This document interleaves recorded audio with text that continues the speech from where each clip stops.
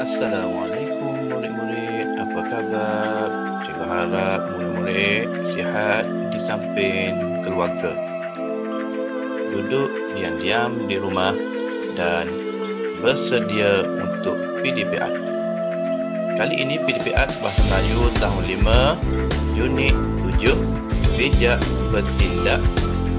Tajuk yang murid akan pelajari, cakna akan warga emas, kemahiran mendengar dan bertutur.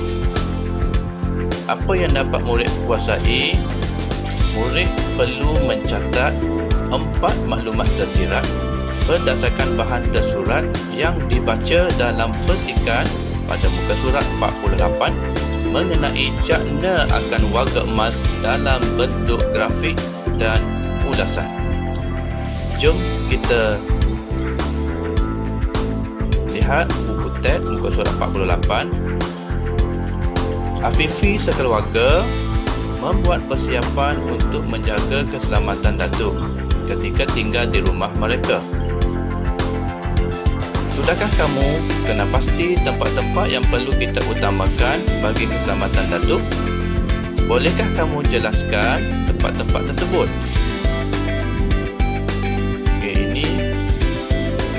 Antara percakapan yang diucapkan oleh ayah mereka. Okey. Ya, ayah. Antara tempat tersebut termasuklah di ruang tamu. Perabot mestilah apa? Bagi. Selain itu, di tangga pula perlu apa? Supaya. Di bilik tidur pula perlu kerana. Seterusnya, di tandas mestilah apa? Okey. Kalau murid perhatikan, ada 4 maklumat tersurat yang telah diberikan. Okey. Kita cuba tengok satu persatu maklumat yang tersurat. Okey. Maklumat tersurat. Pertama, keadaan tangga.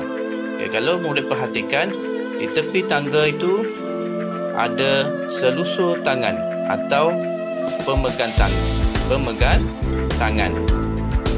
Untuk memudahkan Datuk berpegang semasa menaiki atau menuruni dengan selamat. Itu ialah maklumat tersirat.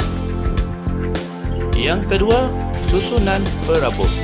Okey, dari segi penyusunannya, perabot disusun dengan kemas. Okey. Disusun dengan rapi dan diletakkan di bahagian tepi. Okey. Cuba murid perhatikan sebab apa disusun dengan kemas, rapi itu?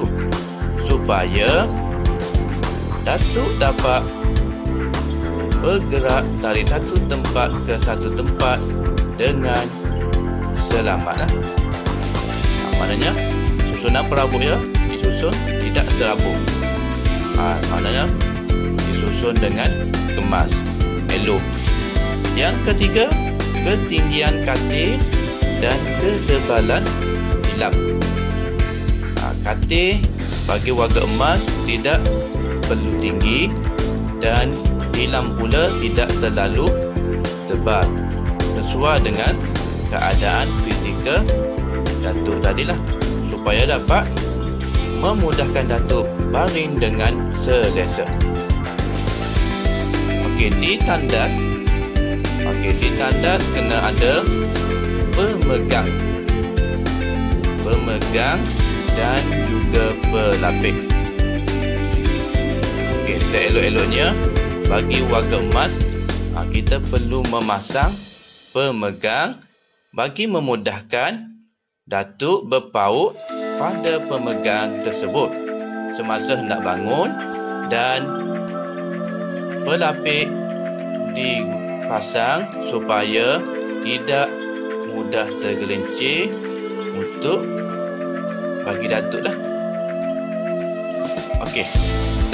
Aktiviti yang kedua, murid perlu membina ulasan berdasarkan maklumat tersurat tadi dan maklumat tersirat yang murid fikirkan tadi. Okey, pertama, pendahuluan ulasan dalam satu perenggan.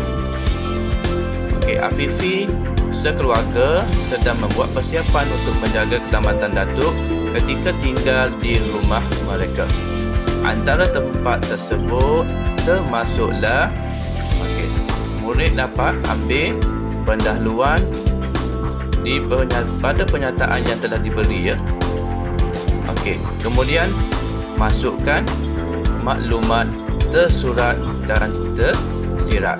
Okey, contohnya tadi, berabuk mestilah apa? Okey. Yang kedua, tangga. Okey. Maklumat tadi, maklumat tersurat, tangga, perlu ada apa dah? Okey. Kenapa perlu ada selusur tangan? Supaya, okey, itu murid kena fikirkan. Seterusnya di bilik tidur pula, ketinggian katil tadi. Ketinggian katil dan ketebalan katil perlu apa tadi? Okey, yang cikgu bincangkan tadi perlu sesuai dengan keadaan fizikal tadi. Sebab apa kena sesuai? Kerana okey, murid bagi maklumat tersirat.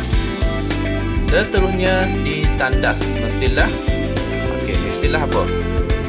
Okey, berdasarkan maklumat tersurat tadi. Dan murid perlu berikan maklumat yang tersirat. Okey, cikgu harap murid dapat menyiapkan latihan yang cikgu berikan dalam buku tulis. Sekian, terima kasih.